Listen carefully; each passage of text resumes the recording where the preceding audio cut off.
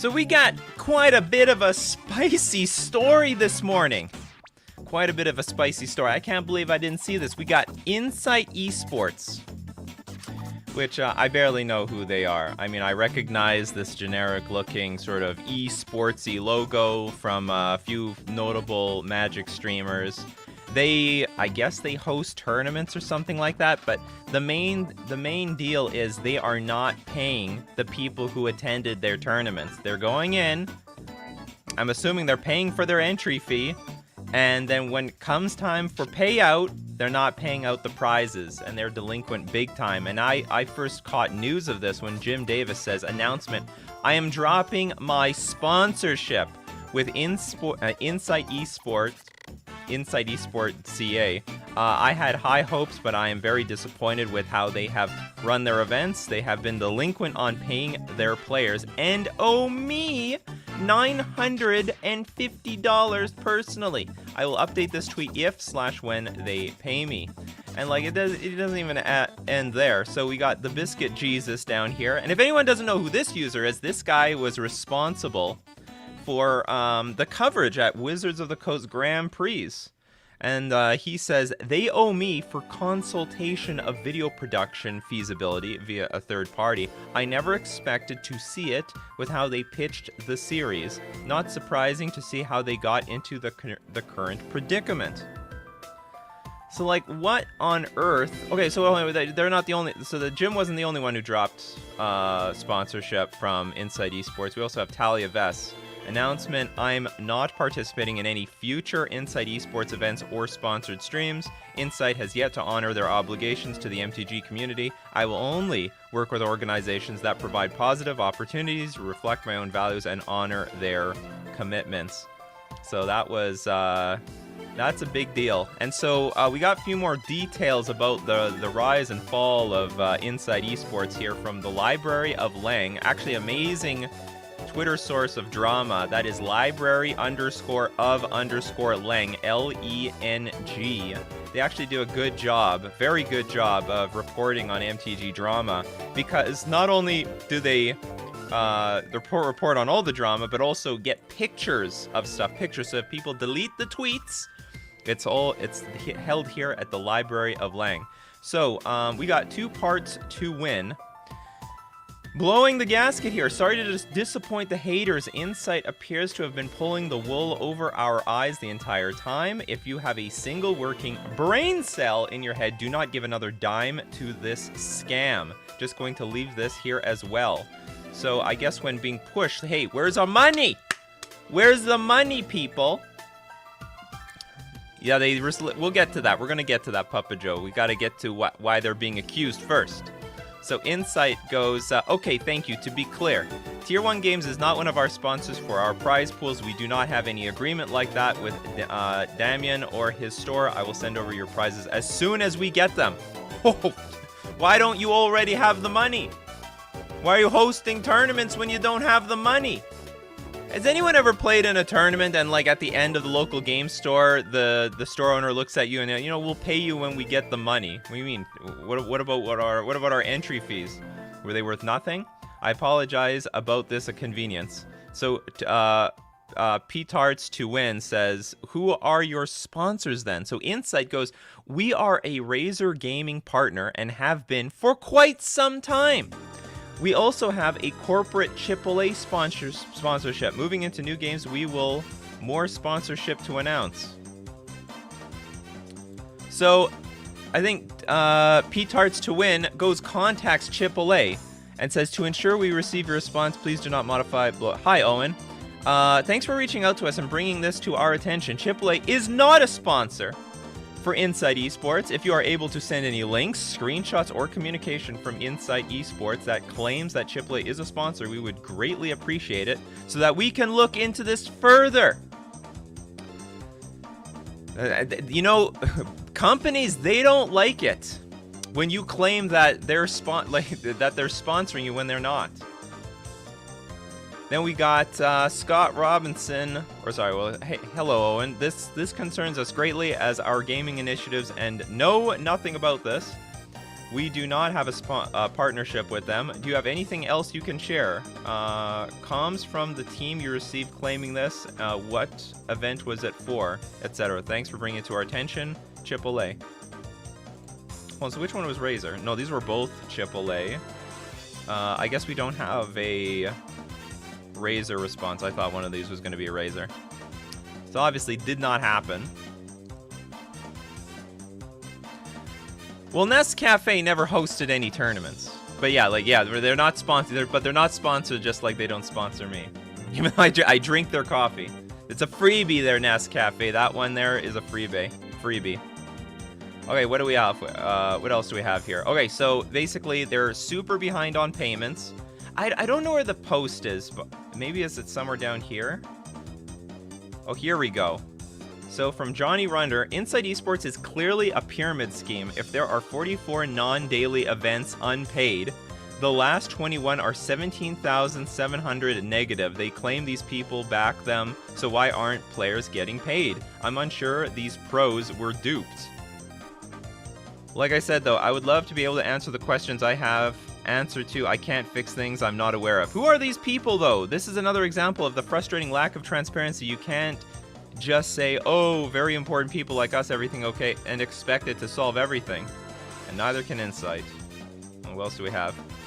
First round of payments. Sorry to disappoint the haters, but the first of many rounds of payments is going out tonight, as I promised would happen as soon as we were able to do so. This would be the first of many rounds before we ensure we have zero, I repeat, zero late payments. We will not be hosting events until this is done. That's good. That's an idea. That's an idea right there. For the rest of the events paid out and confirmed with each player. Some of you have messaged me and want to make sure you are not being missed or forgotten. None of you are being missed or forgotten. We take this very seriously. When a player receives a payment, I will check to see what else they're owed and give them a message as well, so we can ensure we are on the same page. Due to the volume of players, I am not going to be doing this until the player receives a payment from us. Thank you for understanding that. Do we have anything else? I think we have everything else. All right. Well, I think there's something weird that they mentioned on their Twitter.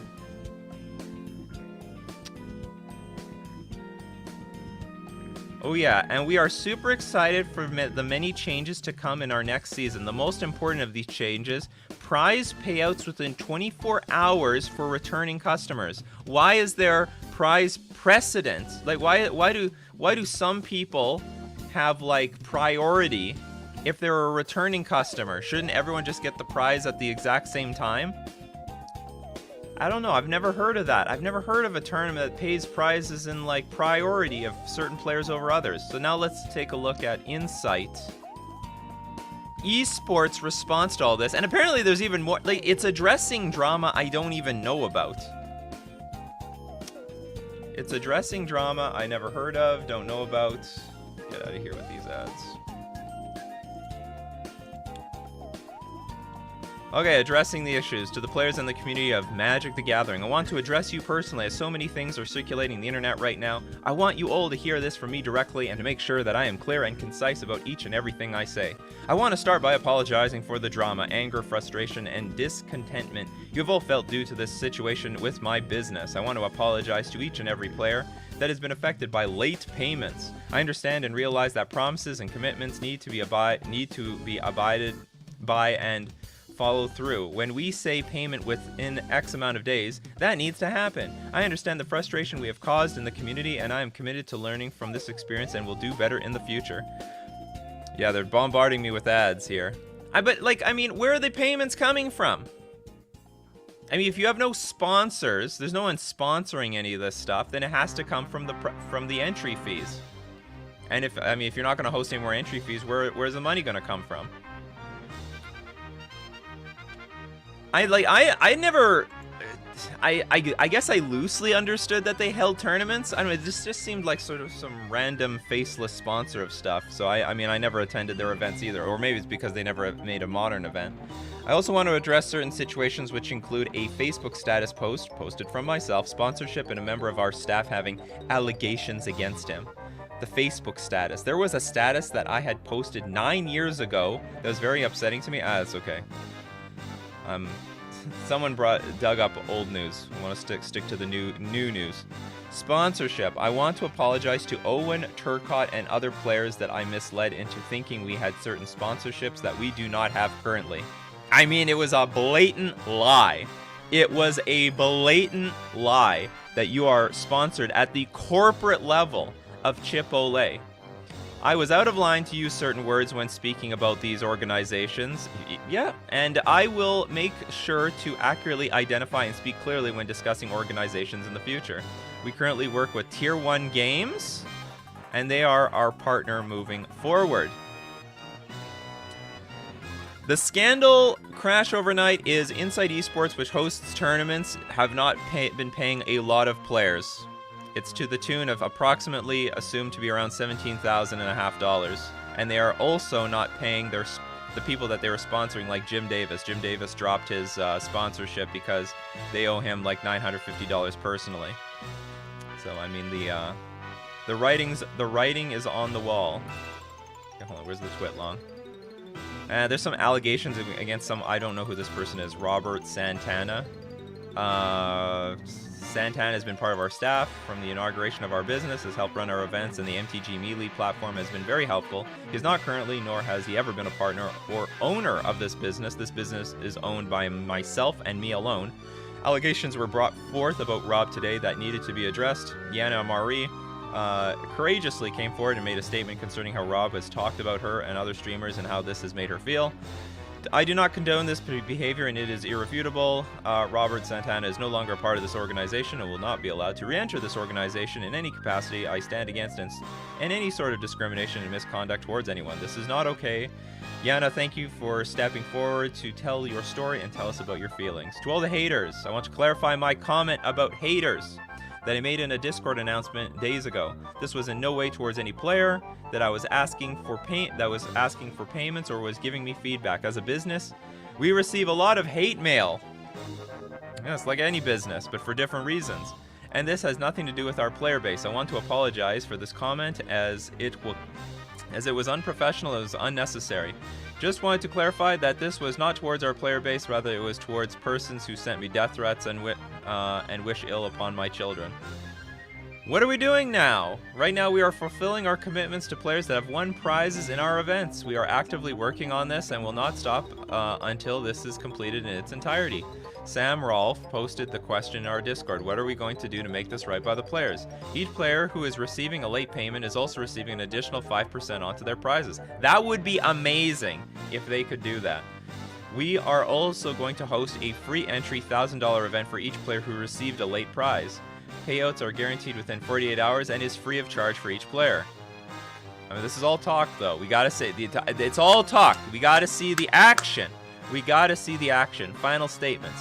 I want to apologize again about the drama that has been created surrounding us. I do not wish to leave the Magic community this way. I love the Magic community, and I only started this business to help serve this community. I know that it will take time to rebuild trust amongst this community, but I am committed to doing so no matter how long it takes. I am committed to any process required by MTG Melee to ensure we are doing everything up to standard. I want to provide a great, inclusive, welcoming, and competitive experience for any player. Any lengths I need to go through to do this, I will do.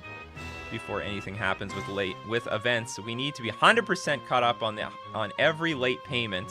Yes, every late payment, and ensure that no other players are affected by late payments ever again. We have taken the necessary steps while working with Tier 1 Games to ensure we do not ever experience these issues again. I want to shout out MTG Melee for being so supportive of us.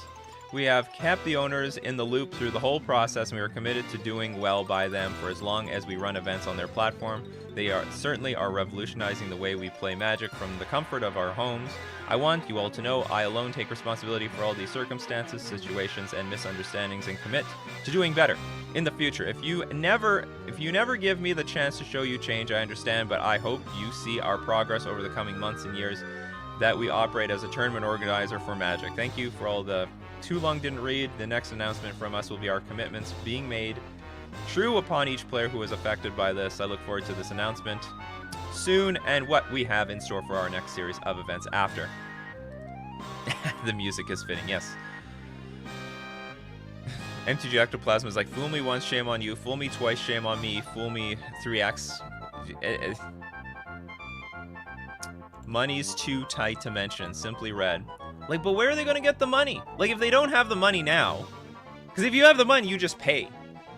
So, like, where are they gonna get it from? Like, yeah, they're in a bad spot. Like, if they ask for a sponsor, hey, like, we need a sponsor. We need like thousands of dollars to cover these tournaments that we didn't pay. Like, how are they gonna do that? What on earth is gonna happen? Anything else to add to all this? I think that's about it. I think we've said everything that we need to say. But, like, so if you just jumped in, what it is Inside Esports is, they're not paying the players that entered their events. They're late on a ton of payments, a ton of them. And then Jim Davis and also Talia Vess came out and said that, hey, we're dropping Inside Esports as a sponsor. And even Jim Davis says he's owed $950 personally. So, I mean, I don't know what's going to happen with Inside Esports. I can tell you, well, I mean, if they somehow just magically make the money appear out of nowhere, I mean, that might work. But, like, where are they going to get the money from? Like, I think the organizer themselves has to, like, pull it out of their own pocket in order to owe people. Because, like, who would touch this? Like, when you're asking for sponsorship and they look at all this stuff online, what's your business model? How are you operating everything? Yeah, exactly. That's the number one thing. Where are they going to pull the money from? If they don't have the money, and they obviously don't have a business model that is sustainable because it hasn't been working up to this point. So this is just this is a big red flag. You know, red flags all around. You be careful out there. Maybe this might not be the end of Inside Esports like we hear of them, but I can tell you. Well, I won't say anything else past this. I mean, there's two ways this ends. One, they do pull the money out of their ass and they like pay everybody, or we're just never gonna hear from them again. Like, there's been a lot of like drama scandals in the Magic community where they're like, okay, we're gonna make big changes, I'm gonna prove you all wrong, and then they just disappear. We just never hear from them again.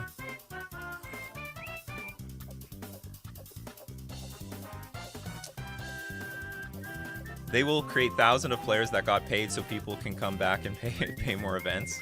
I mean, maybe. But it sounds like how they're operating is that when they... I mean, I don't know. I don't know the details of this. But one person claimed it was a pyramid scheme. And it would make sense that they wait for a new tournament to come up, get entry fees to pay the people from the old tournament. Which chat do you look at more? Everything comes to me all at once. So there isn't like 3 separate chats. I'm getting multiple chats all happening simultaneous to me. So for me, it's just one big mess. Oh, we got more spammers. We're too big, people. We're just too big. Let's see, any questions, any comments about this? Very, very spicy news. This is the spiciest news for a long time. It's also good to know. I mean, like, I don't know how this has been going on for days, and I'm just hearing about this now.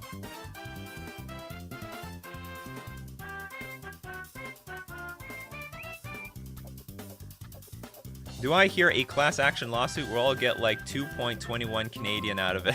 That's possible. I answered this. Said Infinite, love your channel, Nikachu. Thank you for all the work that you do. You're welcome.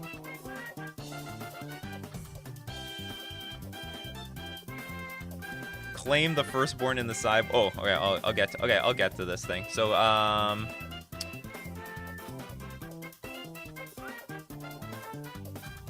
Greg says, good morning, everyone. So what's the news? You might have to catch the replay. Long story short, esports, I don't know, organization, small org, big dreams, have not been paying the players in their events for a long time. People are getting upset and then find out, well, they're lying about their sponsors, and when people are just not paid.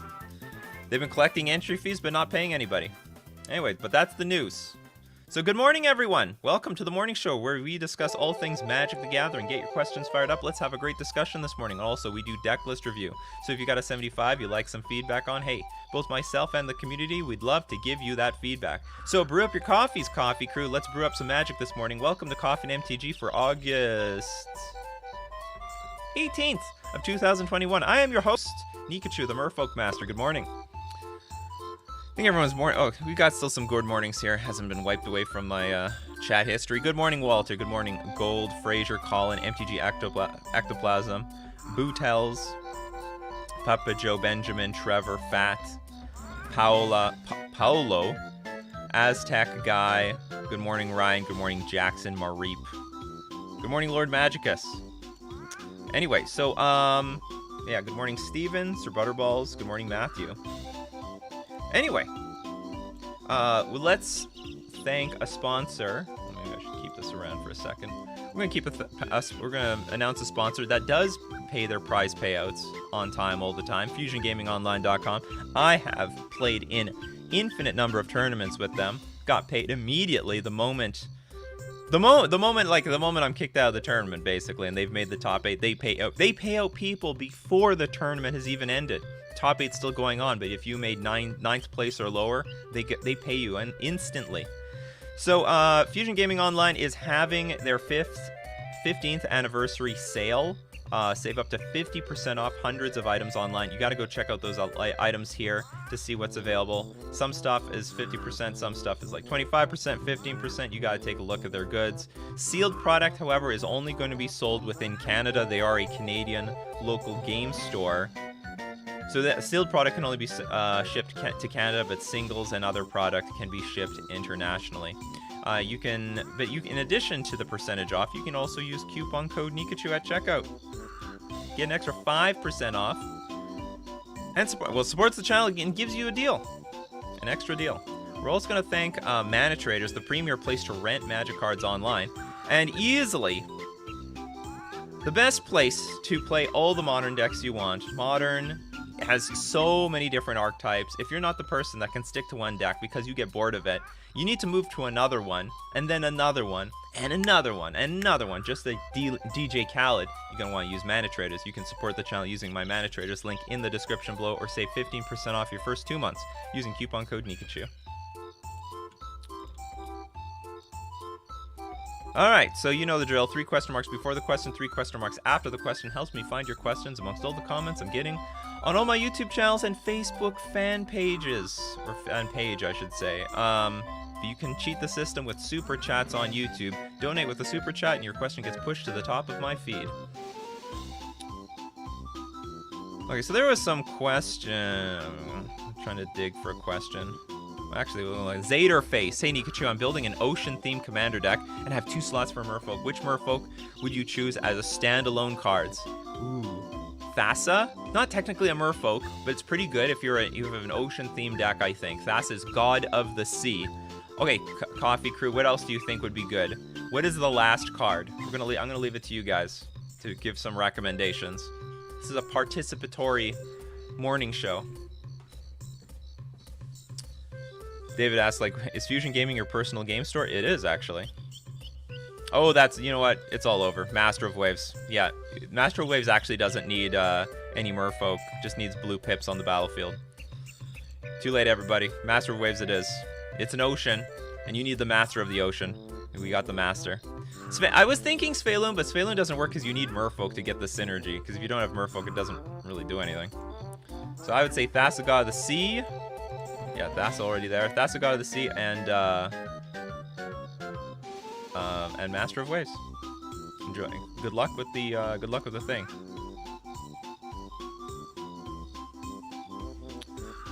Fraser T asks, what will happen if they sell the company and someone else takes over or liquidates? What happens if they sell the company? Well, if they sell if anyone buys the company, then they buy the debt of the company. So if someone buys the company and the company is $17,000 in debt, then they now owe the $17,000. But that's why they would, unless they thought there was some great value in paying off that $17,000, they wouldn't do it. Your business is completely in debt. Screw that. Okay, here we go. Addison Cruz. Claim the Firstborn in the sideboard against red-black X decks. Steal Monkey for extra cards, treasure tokens, take Voidwalker, and sack it. Claim the Firstborn.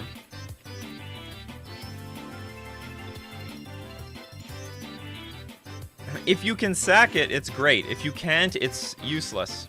Claim the firstborn, just a single red, gain control of target creature with converted mana cost 3 or less until end of turn. Untap that creature, it gains haste until end of turn. So, like, this is just going to be a bad removal spell if you cannot literally... Well, I mean, okay, so you can sack Voidwalker. Can you sack Voidwalker? I think it's still pretty narrow with the way you want to do this. Sacrifice Void. Choose an exiled card. So you can... Choose an exiled card. You may play that card. So I could sack it when there's no reason to. But if you sack it, just for the sake of sacking it, just kill it with a Lightning Bolt or Fatal Push. I think it's a bit too fancy, honestly. This is you're just finding a really fancy way of like killing the creature. Just kill it dead. You know, don't steal it or anything like that. Just kill the damn thing. No, I don't approve. That's why no one plays this card in Modern.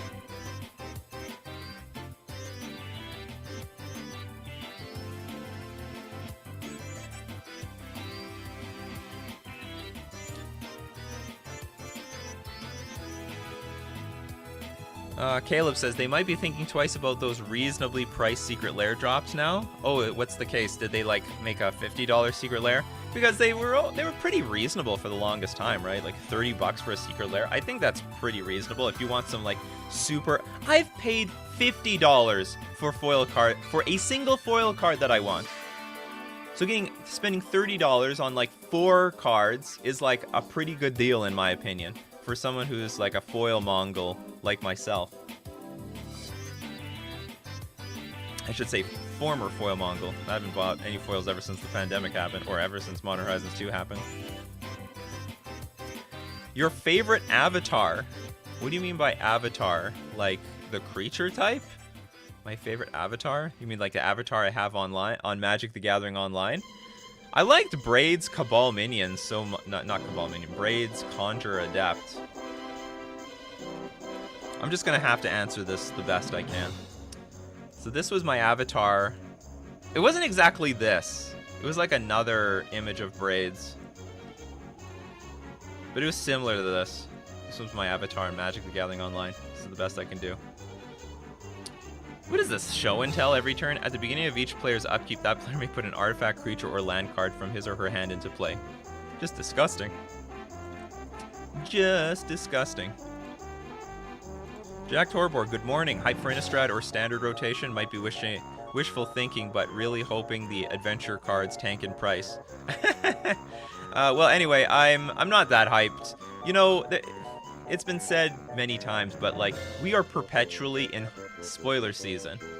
Like there's never a point now where we're not in spoiler season. Like we're always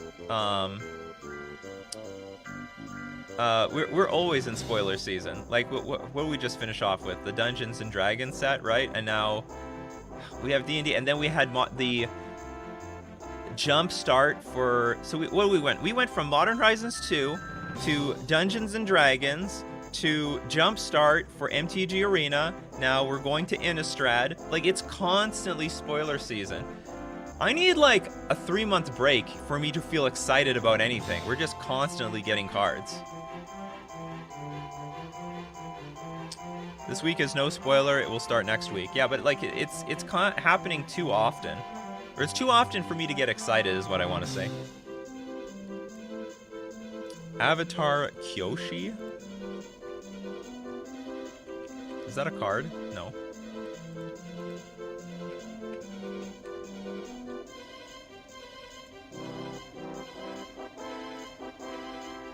I have no idea what I'm looking at. I cannot relate. The Last Airbender. The Rise of Kyoshi. Sounds very menacing.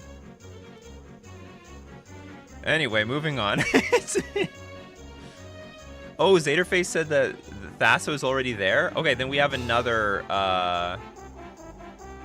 yeah, whatever. Well, I don't know if True Name... it's a Commander deck. True Name is, like, not that great in Commander.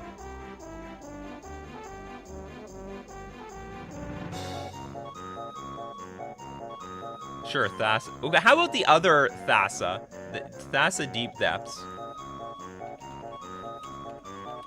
Here, put all the Thassas in the deck.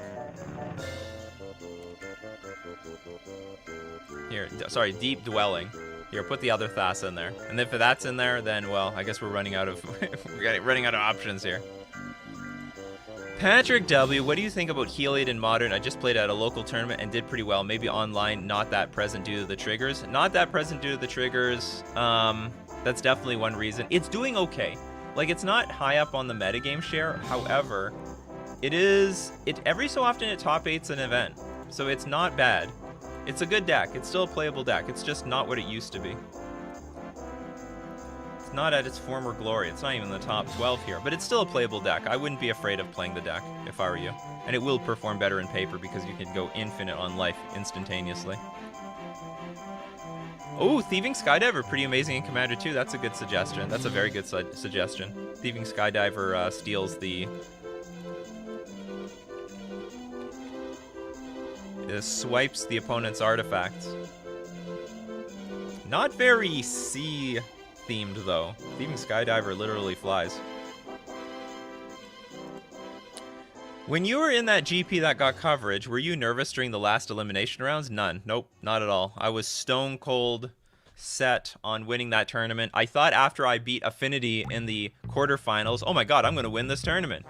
This is my tournament. How do I get paired up against Affinity in the quarterfinals and not win beat it and not win the GP? Then after that, I was like I was so full of energy.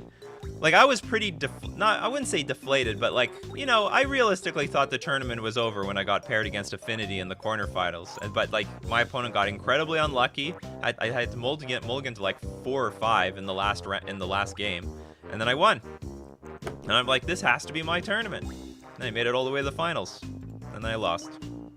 But no, I wasn't nervous. I'm a streamer. Like, I like being on coverage. I want to be on TV here. So, it makes me more focused. What makes Historic Shadow not as good as Modern? Well, no fetch lands. It is only the fetch lands mostly. Maybe Dragon Rage Channeler will help and be Chromatic Sphere or Spell Bomb to usable instead of Bobble. No, all those things are just really bad downgrades in comparison, but you need the fetch lands so you can consistently get your life total as low as possible, as quickly as possible. Because 2 fetches in a row can put you down to 14, but 2 shocks in a row only puts you to 16. You're very far away. Okay, so turn 1 shock, turn 2 shock, turn 3 shock. You're at 14 life. You still can't play your Death Shadow after 3 turns of shocking yourself. So it's a big deal. You need to reduce your life total really fast. When are we going to interview Mike Long? Hey, if Mike Long ever sees this, I'd be welcome to have an interview. I'd actually love to have Mike Long on. Mike Long, now, hey, I'm not a hater of Mike Long. Maybe it's been framed differently, but like, I thought Mike Long was a very colorful personality back then. Would love to talk to him about it. James Giliberto, I'm gonna have to use Mana Traders to finish Poor Folk and update it with Chalice, Force Negation, and Brazen Bar because Papa Joe beat me 2 days ago on Magic the Gathering Online with Burn. All right, go for it.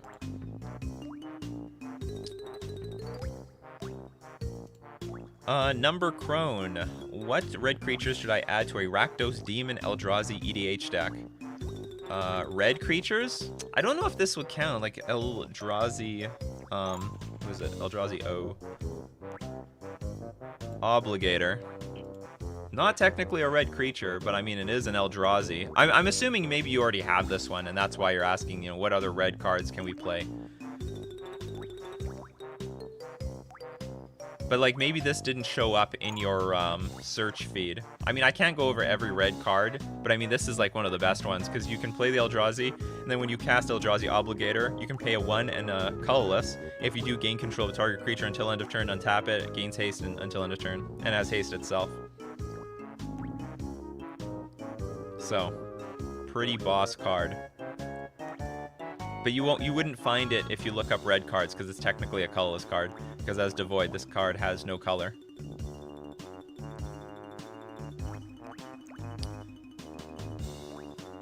Is there a deck builder you prefer us to use to look at Decklist? There are so many. There's nothing, anything but deckstats.net. All right, anything but deckstats.net. I'm good with everything else. And even if you give it to me on deckstats.net, I will still review it, but it's an awful experience. It is just terrible. Vanko planned, have you seen or heard of a prowess deck attempting to run Murktide over Stormwing and Thought Scour over Manamorphose? I have. It's not bad. I have not. I could totally see Murktide instead of Stormwing. Totally could see it. That's easily replaceable. But Thought Scour over Manamorphose would be just strictly worse. You should be playing with both, because in a prowess deck, when you're playing with prowess creatures, you want to rattle out as many cards as you can at once on one turn, and Manamorphose lets you do that. So, you could probably get away with no Manamorphose, but I think you should try to play both, and I think it has synergy with Murktide anyway, because you get to cantrip and you get another instant in the graveyard. So I could totally see. I mean, yeah, I could see Murktide instead of Stormwing. It's not mandatory.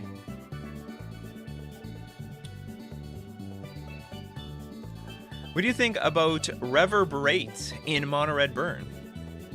I've never heard of this. I've never heard of this card. I can tell you on Coffee and MTG if I've never heard of the card. It's probably not good. So we got copy, target, instant, or sorcery spell. You may choose new targets for the copy. What are you copying? Bolt? Just play another burn spell. I mean, that's why I've never heard of this card. No, it's not good in burn. Not even Mono Red Burn. You got a lot of good burn spells in Mono Red Burn. You can do a good job with Mono Red Burn. You don't need this card. Because you need... So if you want to play like a 1 mana... If you want to copy a 1 mana spell, you need 3 mana in play. And if you want to copy like a 2 mana spell, you need 4 mana in play. There's like a lot of good... Some like, what was it? Fires of the... Or Flames of the Firebrand? Flames of the Fire? This, there we go. Flames of the Blood Hand deals 4 damage to target player. The damage can't be prevented. If that player would gain life this turn, that player gains no life instead. So if you're willing, if you have 3 mana up, and you're willing to spend 3 mana on like a Bolt plus your Reverberate, you might as well play something like Flames of the Blood Hand instead. It deals damage by itself, so you can save the Bolt or that other extra card that you had in your hand, and deals 4 damage. That's a lot of damage, and it can't even be prevented. And if that player would gain life this turn, that player gains no life instead. So that's like an extra skull crack in your deck. I would suggest this over Reverberate if you're in Mono Red. Good luck with that. You take that advice to the bank. Oh, you should play Thada del Acquisitor as well. So this is for the C deck. That's actually that's not a bad choice. Jackson says, I really like a replay of that GP to see what your thought process was during each game. Just look it up. Look it up. You want to see the replay? I think almost all of it.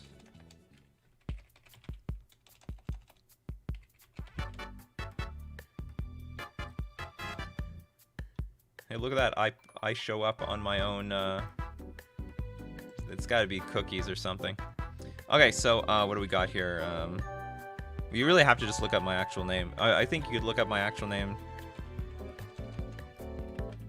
I don't know. MTG. There we go. You can see all the stuff.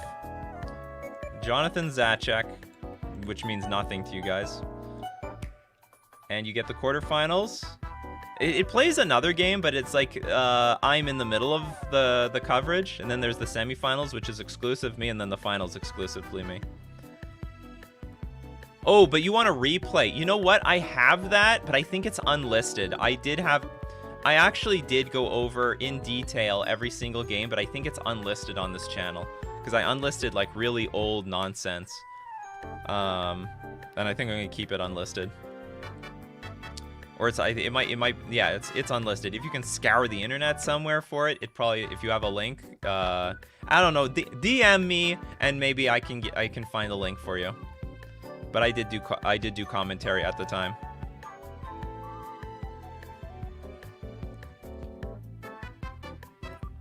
Does your surname mean Little Rabbit? It actually doesn't. So I know you're referring to Zychek, which in Russian, my last name is actually Polish.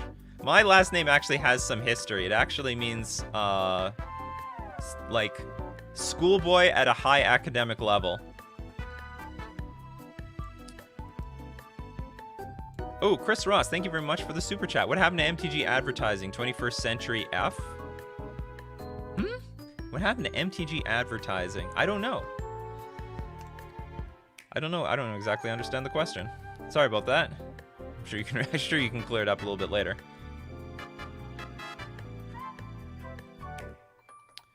What else do we have? What's your favorite Mario Kart? I have Double Dash as the greatest.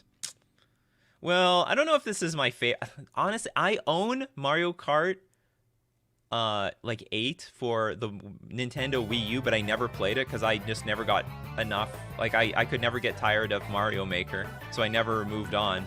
But, like, I would guess that the Mario Kart that I played the most was Mario Kart for the Wii, just for the Wii. I binged that. I mean, I binged all the Mario Karts behind that.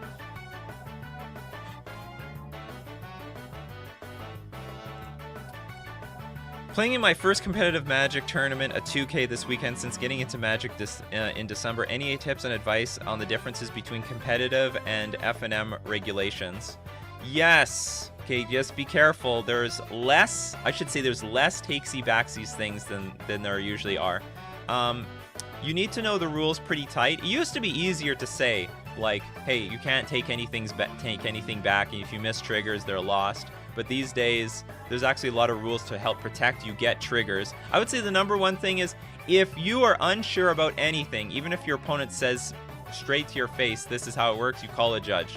You always call a judge. But just understand that this is more competitive, and you're gonna screw the order up on stuff that you're not allowed to take back. What else? Does anyone else have any suggestions? Normally I would rattle off a bunch of stuff here. Like, make sure you shuffle your opponent's deck, your opponent shuffles your deck. Try to play as clean of a game as possible. If you get, by the way, if you get warnings, it's okay. Getting 1 or 2 warnings is not too bad. If you get a bunch of warnings, that can lead to game losses, but you know, getting 1 or 2 warnings is totally fine. Happens to me all the time. I've gotten millions of warnings from judges for like game rule violations and all that. It's okay. You're allowed. Pros get game rule violations all the time. It happens. It's normal because you can't always do your. It's hard to play perfectly at a competitive level. These days I make a lot less mistakes, but like when I was getting into competitive Magic, happened all the time. So don't be intimidated by judges. Don't be too intimidated by the warnings. So don't be too scared. But you do have to play carefully. Do play carefully, because there's going to be a lot of situations where at FNM you might be like, hey, can I take that back? And you most definitely can't do that at a competitive level. But just make sure that you clarify with a judge if you can take some stuff back. There are situations where if you miss a trigger that you can go get it back. Now these days, if no new information has been gained, you can even take back some actions. It's a bit crazy. The rules are a little wild right now for competitive Magic. Watch Mike Long and Mark Justice to be inspired. Do competitive rulings have anything against players with bad smell? I don't think so. If anyone knows, let me know. But I think that is more of a tournament. That is like, that might be more of a tournament organizer thing than the tournament regulations. I mean, there might be something about being, having an offensive smell, or just being offensive in some means or manner, with your presence at a local game store, or like at a tournament.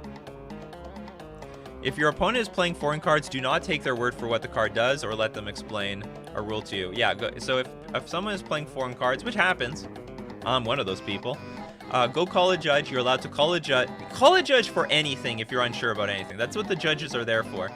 And you can have them look up the card for you, and you can read the oracle text.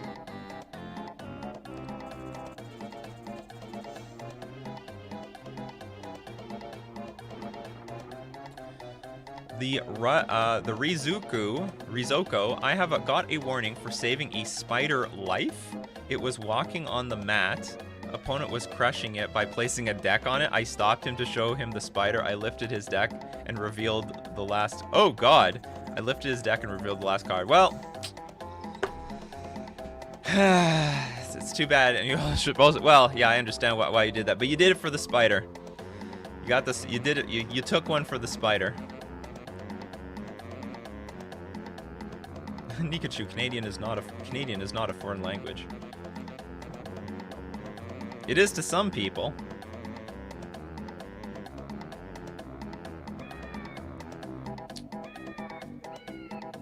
If you think a judge made a mistake, you can... Oh yeah, that's also another good one. If you think the judge made a mistake, you can appeal. Judges are human too. That is very true.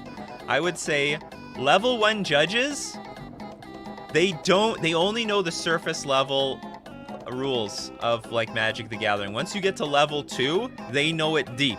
So like even level 2 judges can make mistakes. But like the unfortunate thing is if this is a small competitive tournament, the one judge that you have might end up being the head judge and there's no one else to appeal to.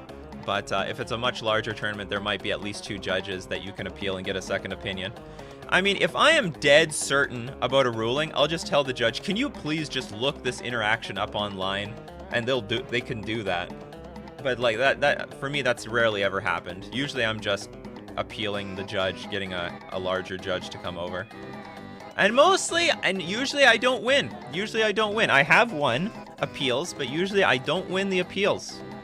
And that's usually when I learn some deep knowledge about the rulings. Like, so I learned some really new, deeper rule that I never heard of before. But you are allowed to appeal a judge ruling. Oh, in the early 90s commercials, great for their time. Where did they go, Wizards? Well, they just stopped making them. They took a different direction with their advertising. Now that I'm like researching like Yu-Gi-Oh, Wizards' biggest blunder is not having like a Magic anime or something like that. Like that's all they need, and boom, all the kids will start playing this game. That's all they need. They just have to copy exactly what Yu-Gi-Oh is doing. That's all they have to do. And they could base every season off of a set. Every set they do this, you know? We're going to Innistrad. All right, it's the Innistrad series for 10 episodes or something. Then there's another set and they make another series. Whatever.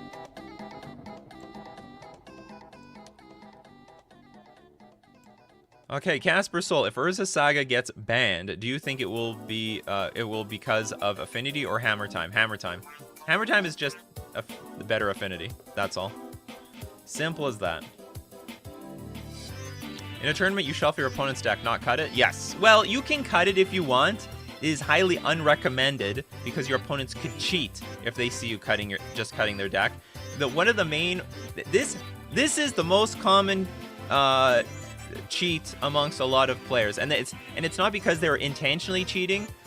Well, they think they're gaming the system. They think they are allowed to do this. But what players will do is they mana weave. Mana weaving is when they purposefully distribute their lands in their deck so that it's equal and even throughout the entire deck. So like every third card is a land.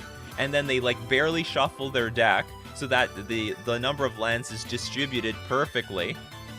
Then they present their deck to you.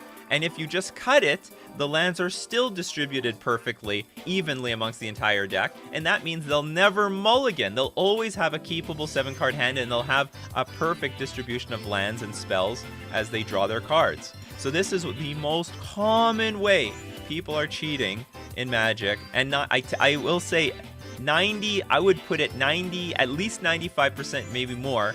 They're doing it not because they know they're cheating. They just don't know that this is cheating. They just think that they can do this. And like, hey, I'm always getting mana screwed or mana flooded. I'm going to make sure that doesn't happen. So that is why you shuffle your opponent's deck. You shuffle every single player's deck.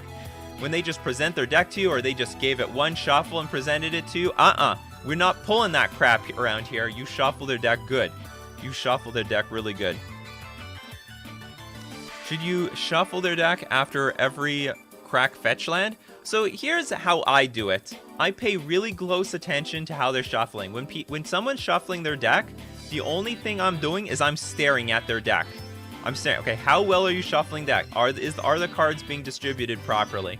And all this other nonsense. So if they give it a good shuffle, the top and bottom cards are moving constantly, I might just give it a cut.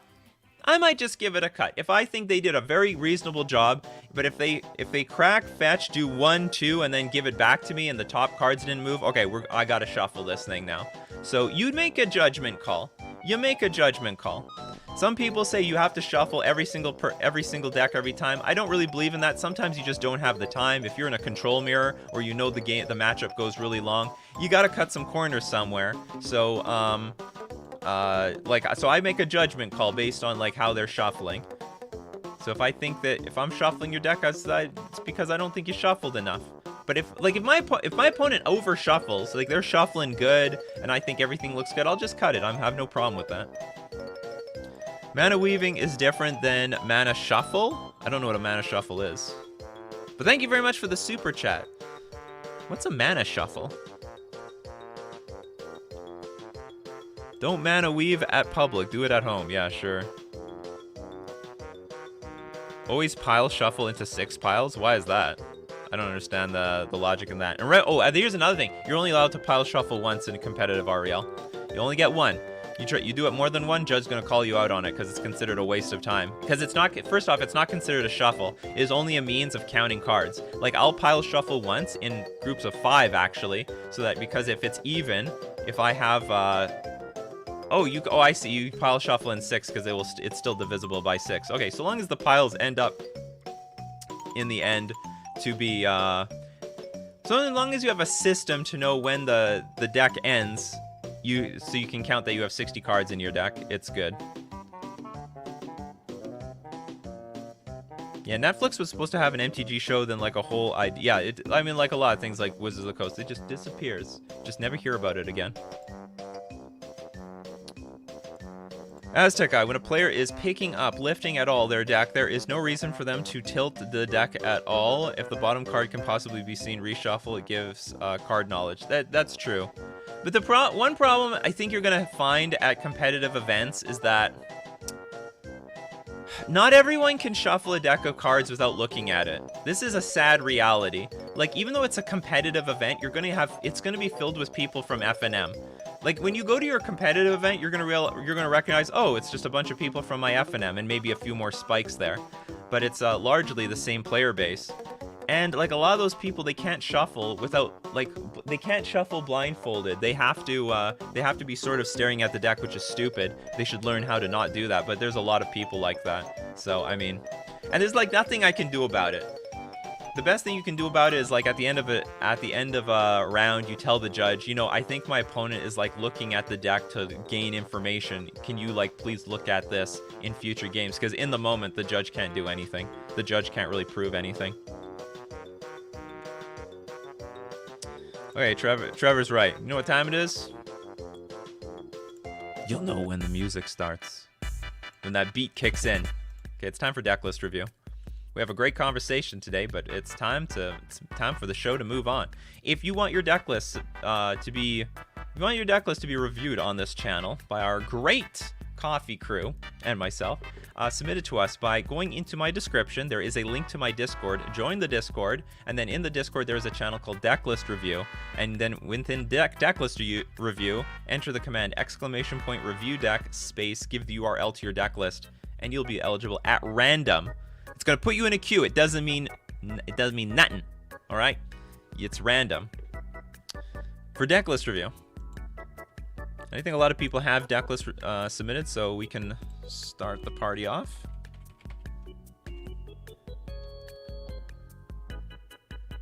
Ulangapu. Congratulations, you're the next contestant on Decklist review, and I think we got a Bogles deck. Bogles, budget, modern, green-white Bogles. How's the budget? Oh, yes, the mana base. It's always the mana base, isn't it? Okay, so we got our regular crew here of Slippery Bogle, Core Spirit Dancer, Glade, Cover Scout. You also have Path to Exile. This Spirit Mantle, Spider Umbra, Rancor, Keen Sense, Griff's Boon, Ethereal Armor, Daybreak Cornet. Only 2 Daybreak Cornet, and all that glitters. I think this is all fine. Okay, so the real question is, how do we make this mana base playable? Okay, so you're actually reducing the number of Daybreak Cornet. That might be a smart... I don't know if this is a budget thing or this is just a smart thing because you don't have the mana for it. Because double white's going to be rough if you don't have a good mana base. So you need at least green by turn 1. You have... Reveal a Forest or Plains card. This 11, 13. You don't have enough green sources. You definitely need more green sources than you need white sources. I don't know if you realize this in your deck, but you have like more, I think more green cards than white cards. Okay, maybe I'm wrong. Like the most important cards are green though, because you need to have your turn 1 Slippery Bogle or Glade Cover Scout, or this deck does nothing. Replace, well, it's budget though. Prismatic Vista is money.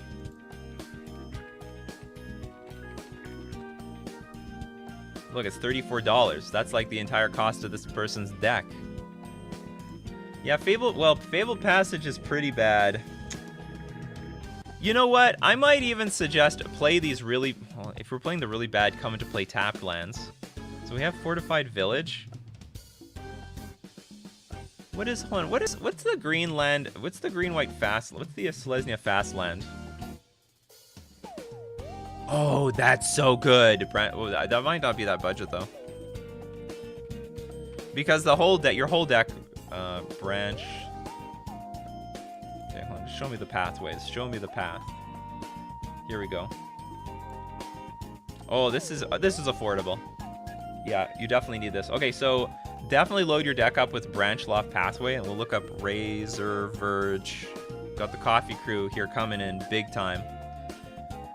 This one's more expensive, but this one's sort of mandatory. Like this, if you intend on upgrading this deck in the long run, you'd be best to get these like slowly. It is your best land.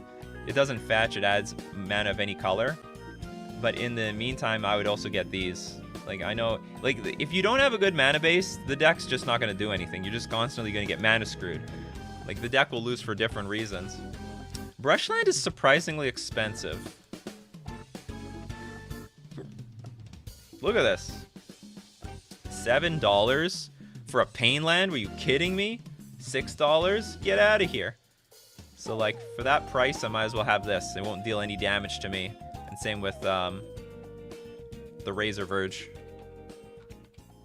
So start with Branch Loft Pathway. So if you replaced 2 Fabled Passage and 2 Plains for the Branch Loft Pathway, it would actually go a long way, I think. That would help a lot. Is there any difference between Branch Loft and a basic forest? Branch Loft Pathway is 2 lands. You can play either side. You can play the white side or the green side. That's the idea. So if that wasn't clear, that's why we're playing. It's like a dual land, but you have to make your choice what it's going to be when you play it. You can play the green side, you can play the white side. It's up to you. Choose your own adventure, kids. Boom. Mind explode. You can even play Pain Lands because you should get the life back eventually. I don't really like but like we have better lands to choose from. So if I'm going to spend $6 to $8 on a Pain Land, I might as well get the Razor Verge Thicket, you know what I mean? Magic is pay to win. I intend on making, I have it in my notes. I want to make like, if Magic was honest. No, how to play Magic the Gathering if it was being honest. And it'd be something like, how much money do you have? Because Magic the Gathering is completely pay to win. You're going to need thousands of dollars to spend on your deck. Oh, but wait. Everyone else spent thousands of dollars on their deck, so you may not actually win anyway. If Magic was being honest. Maybe you can still have fun and still have like a decent deck, even if you don't have generated from a deck paste. So the deal is you have to improve the mana base. If you don't improve the mana base, this deck will just absolutely suck. The rest is like, the rest is whatever. It's fine. Honest Ads MTG by Roger. Yeah, MTG the Honest Commercial. Oh, that's a clickbait title. Honest Trailers, Magic the Gathering. I like that. Anyway, fix the mana base and the rest of the deck will be playable. Good luck with that.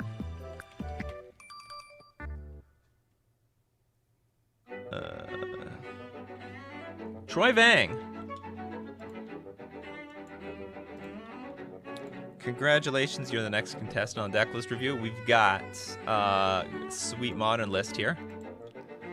Don't know exactly what this is though. Casual Friends. Alright, so I guess you're just playing with your friends.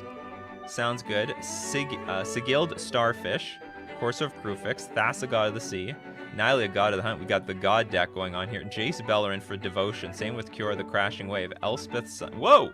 Whoa! We went Bant all of a sudden. That just exploded. We have a lot of Bant cards. Vapor Snag, Azorius Charm, Explore, Mana Leak, Selesnya Charm, Simic Charm, Supreme Verdict, Wrath of God. Okay, so I do... Why Wrath of God when you could just go for Supreme Verdict? Or is there one of these change something? I don't think they do. Neither of them matter. This is cool for casual. It's basically Super Friends, right? Okay, so first off, this is not a good card to have in your... Okay, so there's some things that annoy me. Some of these charms depend on you having like a creature in play, and you're not really going to have a creature in play very often. So Simic Charm, not in love with it. Permanents you control... I mean, maybe the permanents you control gain hexproof is okay. I also don't like bounce spells when you have like spells that answer the board, like Supreme Verdict and Wrath of God. There's no reason to have 2 Wrath of God in the deck at all. I mean, unless you need to hit stuff that can't be regenerated. Maybe that's in your meta. If you desperately need to kill creatures that regenerate, okay, play Wrath of God. Otherwise, you should have 4 Supreme Verdict. Selesnya Charm. Target creature gets +2/+2 and trample. Exile target creature. Like, this might be good as a removal spell. Put a 2/2 knight. Like, I don't mind Selesnya Charm. It's an instant speed way of, like, even putting in a clock. So I like it more than Simic Charm. Simic Charm, bouncing stuff is not that useful. You're just delaying the inevitable. Like, at some point you have to deal with the card, and you're, like, buffing up creatures, which you barely have. So I would add more Selesnya Charm. Azorius Charm is good, too. Creatures you control gain lifelink. Not a great one, but you could cycle it, but you can put target attacking or blocking creature on top of its library. I don't mind that. Explore is good to get to Elspeth and Cure the Crashing Wave on curve. And Mana Leak is good. So take out some of the Simic Charms. I would add Mana Leak and Azorius Charm and the last Explore. Like, fill up on these cards and take out the Simic Charm. And then we got to replace the Signaled Starfish. Throw in a Dream Trawler.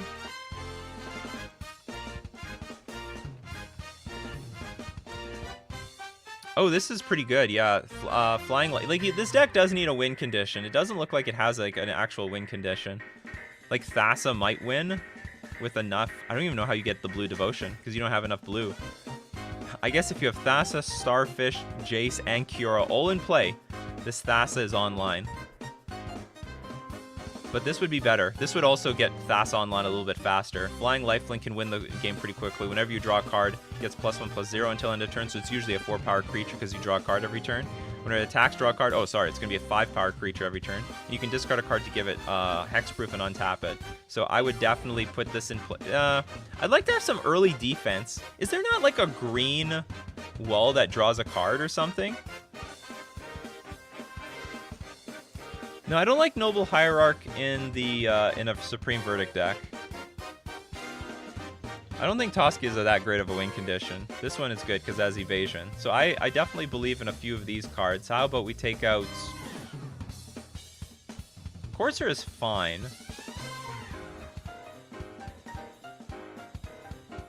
Maybe take out some of the Vapor Snag. 2 Vapor Snags with Dream Trawler. And it's affordable. It costs nothing. It's like 76 cents. It's a perfect wing. I mean, this could... Well, I mean, we got Elspeth here at 6 mana as well.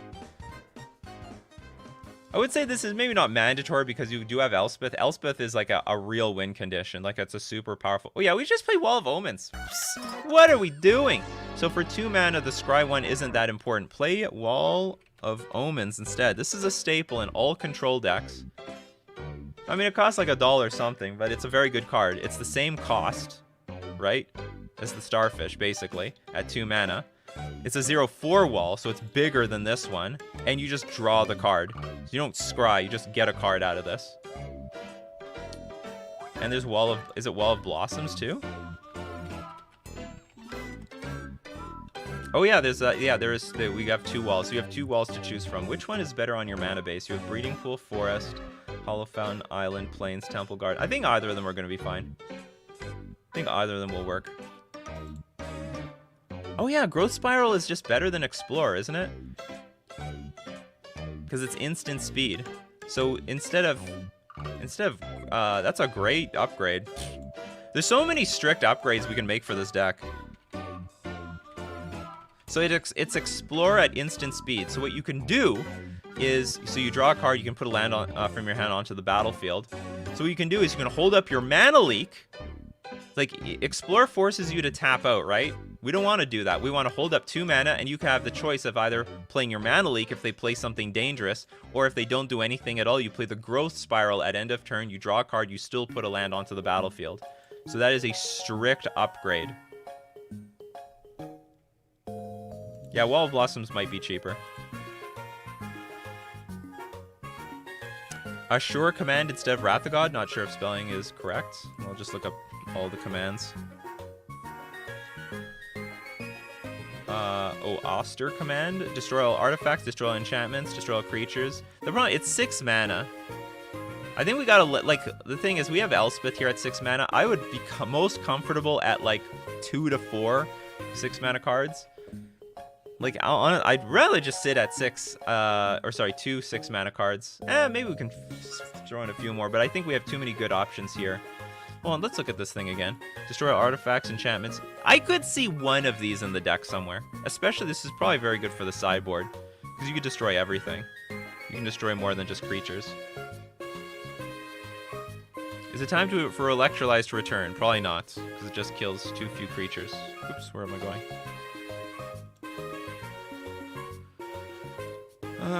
What else?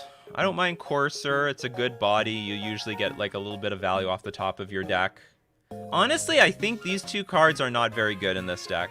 I don't actually think these gods are... Like, Nile is very poor, because you're supposed to target a creature and you don't have any creatures. You have very few creatures in your deck. And it's not even necessary in this deck. And you're never going to get the... I don't think there's any way you can get the Devotion online either. You don't have enough green and you... Yeah, I don't think you have enough green. If you have a Courser... I guess if you have 2 Coursers out, you can activate Nylea. So, what decks do you have? Do I have sleeved up? Modern Merfolk. Modern Merfolk and a Commander Merfolk deck. That's all I got. So honestly, I might cut one of these Thasses and one of these Nyleas so you never have more than 1 in your hand. Because that would be just a beating, especially this Nylea. I can get behind Thassa because I think you have enough blue in your deck to make it work. Or maybe not. Maybe you'll never get this thing online. I mean, unless you get the, Dream Trawler online. But I think Dream Trawler is enough to win the game. So I would cut like 1 of each and maybe add something else. Maybe that's where you get the Dream Trawler. Maybe that's where Dream Trawler comes in.